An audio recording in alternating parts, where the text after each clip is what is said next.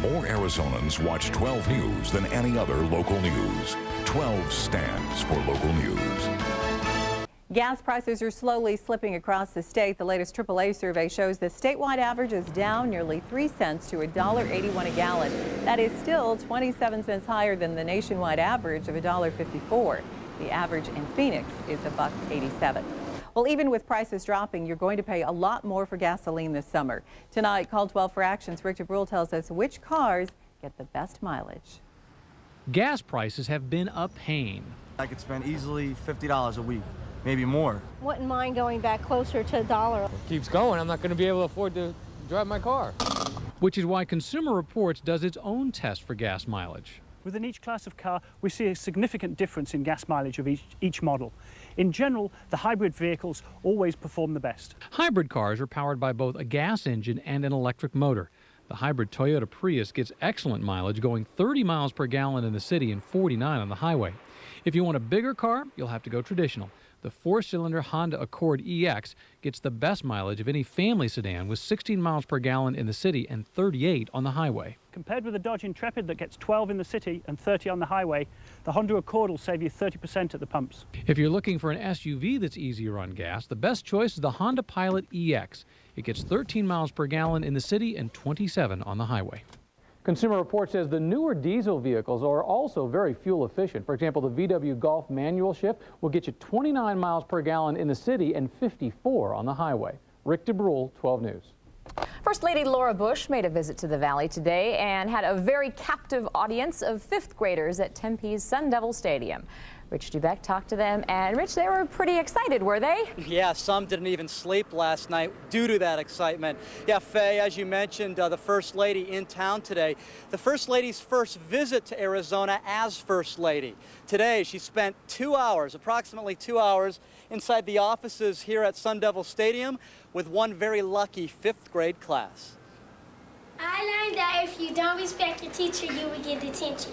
5th graders from Maxine O. Bush Elementary practice a poem before the First Lady arrives and prepare their line of questioning. Anna asked her, is it fun being the president's wife? Do you think it's fun being the president's wife? Yeah, because you get to live in a big house. What's the First Lady's job, and is it hard to be the First Lady? This Q&A made possible because of their teacher, Beth Berselli, a former Washington Post reporter who got to know the Bush family and later, as teacher, invited the First Lady to meet her class. The only pet in history to have lived in the White House twice. Kids asked questions about the Bush family pets, September 11th, and one kid questioning the value of Vice President Dick Cheney. We do all the work, and doesn't Dick Cheney do nothing? No, Dick Cheney does a lot of work, too. The First Lady also addressed older students, ASU education majors, to encourage them to teach. But ultimately, the 5th graders walked away most impressed. First chance in a lifetime to meet the First Lady, and most kids don't get to meet the First Lady. In Tempe, Rich Dubeck, 12 News. Coming up new at 6, our one-on-one interview with the First Lady. We'll talk to her about the state of education in Arizona, meeting the Paestua family, and what she expects on Mother's Day. A first for the annual Memorial Day event at the National Memorial Cemetery of Arizona. Organizers say today was the first time a governor attended the ceremony. Janet Napolitano gave the keynote speech, which included an important announcement. Rich Dubeck has more.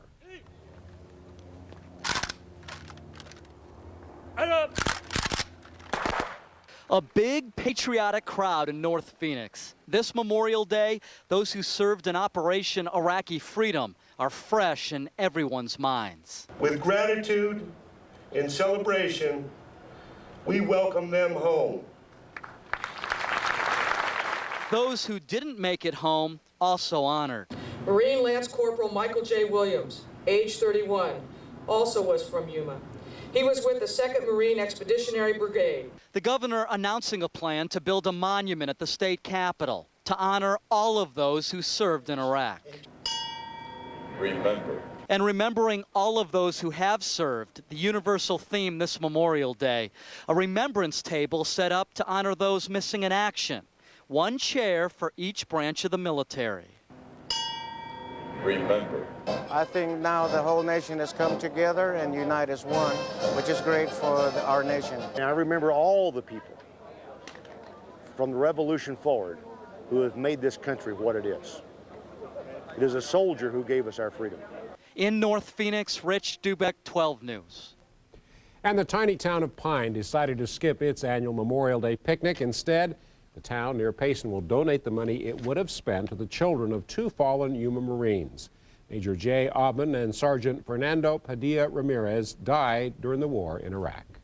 Women around the country are lobbying for his attention. A Chandler politician going from the city council chambers to the pages of a national magazine, named one of the best bachelors in the country. Bernard Watson introduces us to the man who's turning a lot of heads. Hi, this message is for Phil Westbrook. Phil Westbrooks is used to getting phone calls. Hello, this message is for Phil Westbrook. As a Chandler City Councilman, it's his job to hear from his constituents. But the calls he's been getting lately aren't about his job. My name is Teresa. I think you look very, very, very nice, and I wanted to talk to you. And Women from all over the country are calling because he's just been named one of the 26 most eligible bachelors by Ebony magazine, a premier publication that has covered news, entertainment, and fashion in the black community for more than 50 years. It's exciting and it's an honor and all that. One of the first things I thought about is I looked at all the celebrities that are on there and I said, man, I think I'm the poorest person in this on this issue right here. So what kind of woman is this 42-year-old looking for?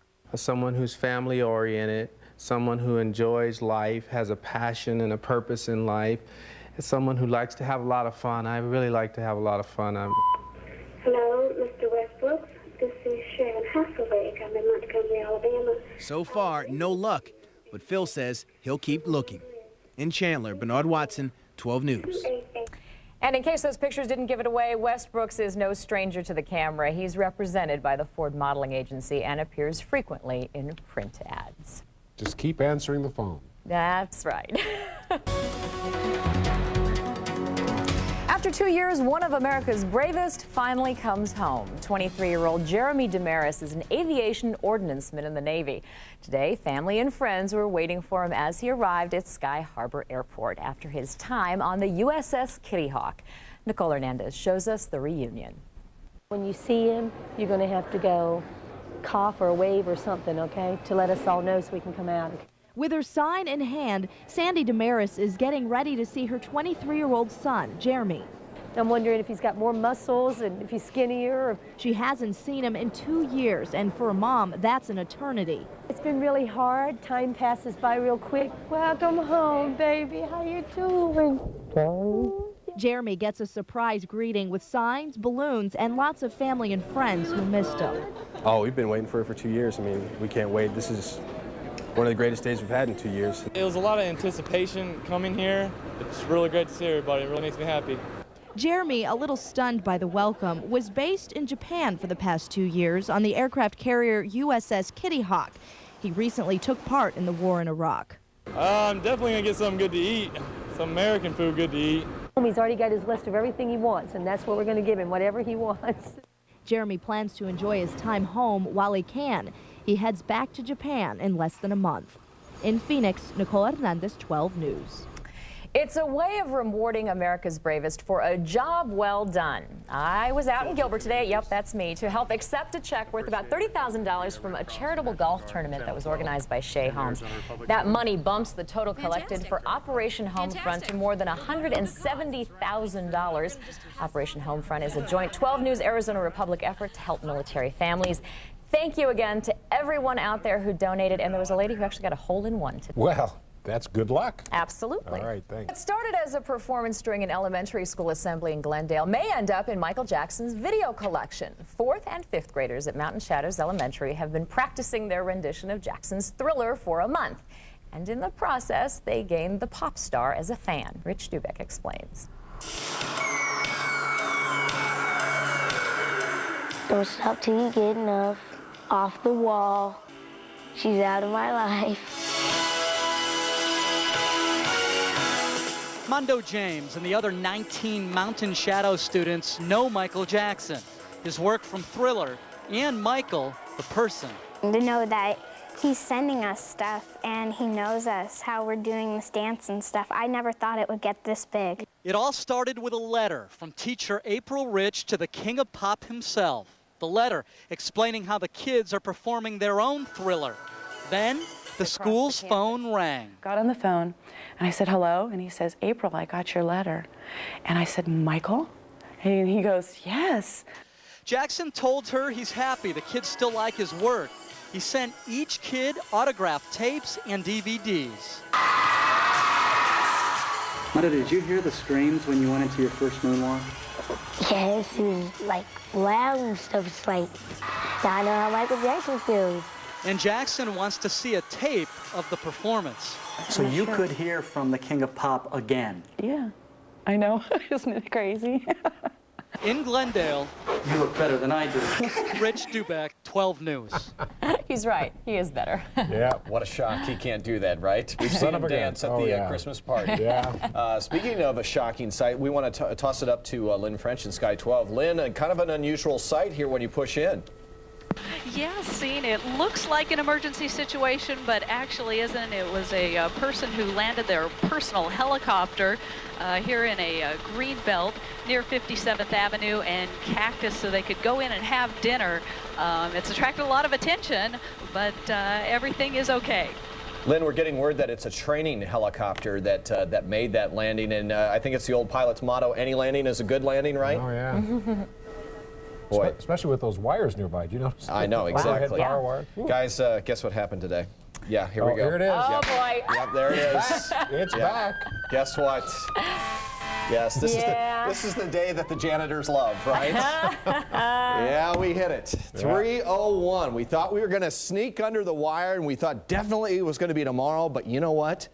We snuck in there and got it at 3:01 today. The official first day of 100 degrees. It's about 3 days late based on the 100-year average.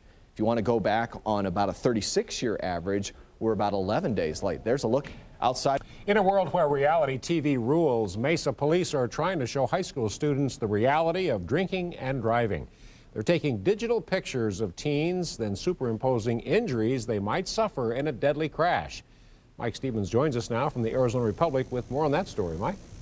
Well, Kent, police are trying to make the dangers of drinking and driving much more real for teenagers. The computer program is called Fatal Reflections, and that's just what caused some students at Desert Ridge High School to do after they tried it, reflect on losing their own life. Using scare tactics to warn teens about drinking and driving is nothing new. Hit them between the door, killed the 2 kids in the backseat instantly. Bringing crushed vehicles to campus is one way. What we're going to do is we're going to use these goggles. The goggles are going to simulate you're at a 1.7 level. Walking a line with glasses that simulate being drunk is another. But now Mesa police say they're the first in the valley with a new high-tech tool, a computer program that lets them show teens what they might look like after a DUI accident. You also struck the windshield with your head. The program has different scenarios, but the end results are the same, injury or death. It was really sick. It made me think a lot about what I would do. Intense. I didn't expect it to be that bad. That's the point. Susan Deaton's son was driving this car. They were hit by a drunk driver. All 4 teenagers died. She thinks this computer program will make a difference. I think it becomes more real when it's projected onto yourself instead of, being somebody that you don't really know. Mesa officers hope new tools like this will prevent that kind of tragedy. I think education and being able to throw these kids' faces into it and make it personal is hopefully going to make a difference with them. For 12 News, Mike Stevens of the Arizona Republic. After they're finished, police print out the picture and ask teenagers to take it home with them and hopefully share it with their parents. You can read more about that program in tomorrow's Arizona Republic. Mesa, Tempe, Gilbert, and Guadalupe, 4 Valley cities which snuffed out smoking. Chandler could become the next East Valley city to ban smoking in bars and restaurants, and the sparks could fly at tonight's City Council meeting. New tonight, Bernard Watson spoke with supporters of the ban as well as one woman who says it could put her out of business for good. Bernard? Lynn Sue, a couple of weeks ago, the Chandler City Council voted to ban smoking in restaurants with some exceptions. But bars that don't serve food, however, are exempt. Well, tonight the City Council will revisit the ban, and and bar owners and restaurant owners who oppose it are hoping this time it can be stopped. It's the burning issue in Chandler. Should smoking be banned in bars and restaurants? It's a good idea because I don't like to go and eat dinner where I have to breathe that in all the time. I've been smoking for 51 years, and if I go into a bar, I expect to smoke. It's a valley-wide issue that is affecting more than just smokers and non-smokers. We've been in business for 25 years with 4 locations. We've lost 2 of them due to the smoking issues. Sherry's bars were located in Tempe and Mesa, both of which have smoking bans.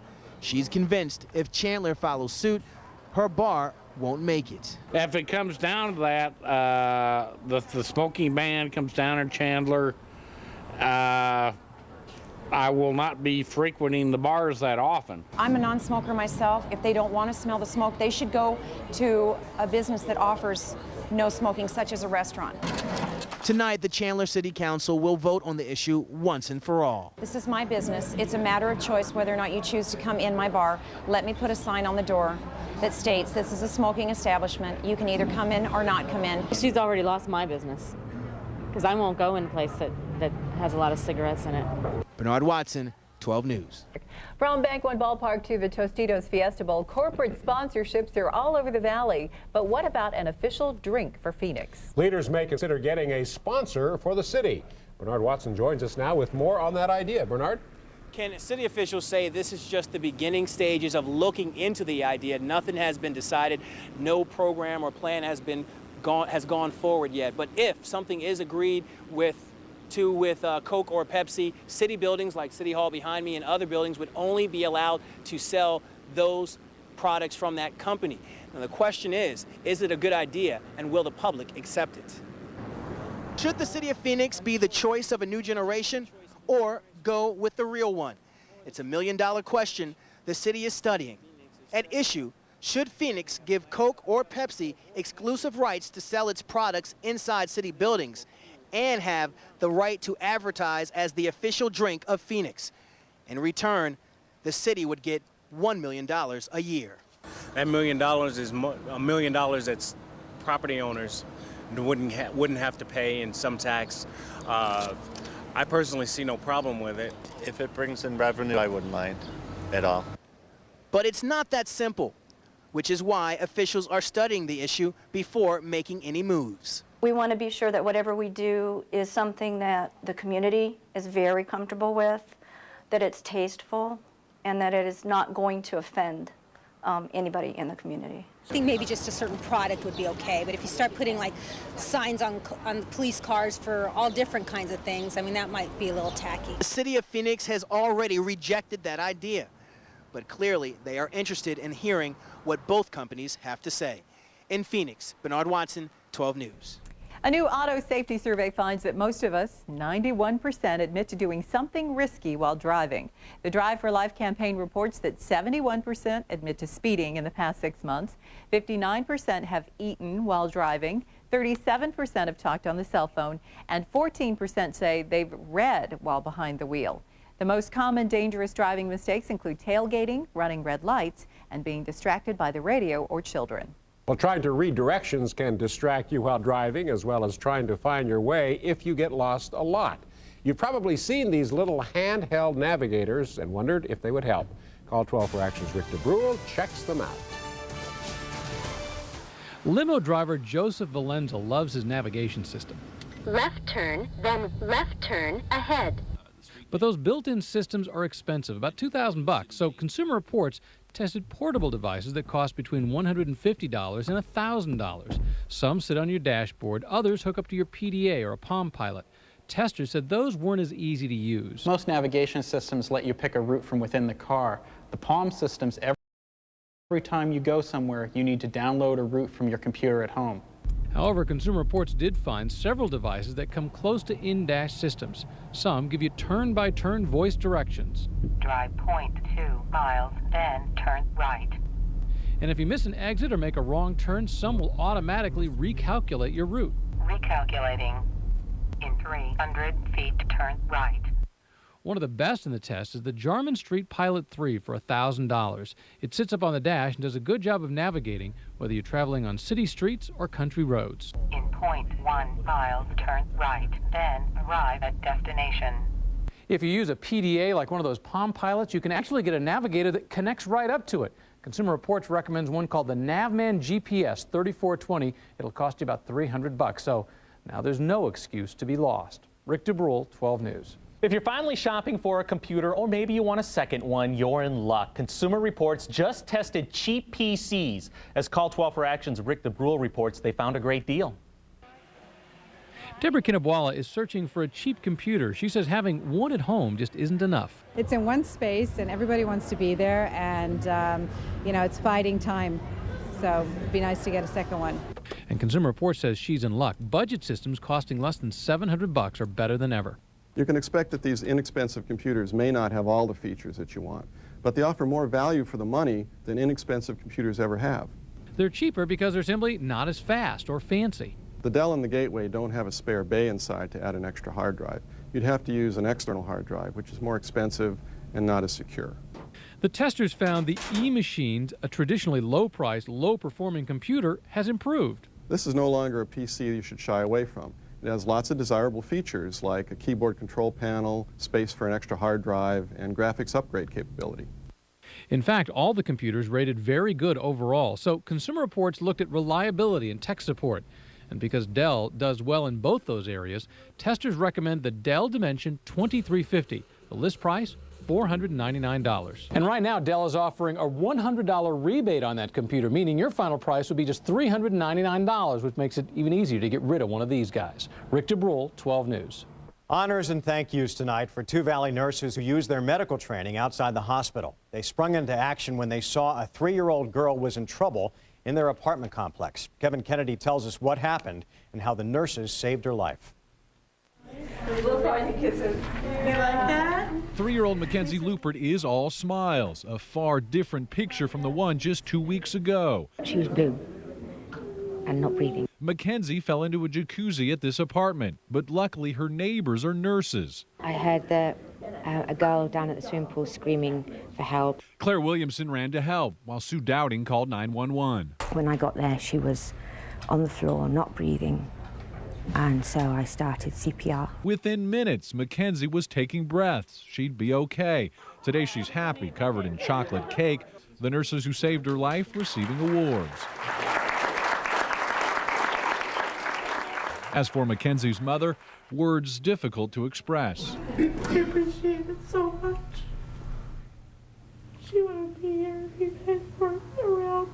And I don't know how else to thank you. For these nurses, this smile is all the thanks they need. It's wonderful to see her alive and happy and breathing.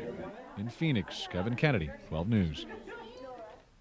CPR helped save the lives of the two most recent near-drowning victims in Phoenix. You can get information about CPR classes and pool safety through our Target Zero program.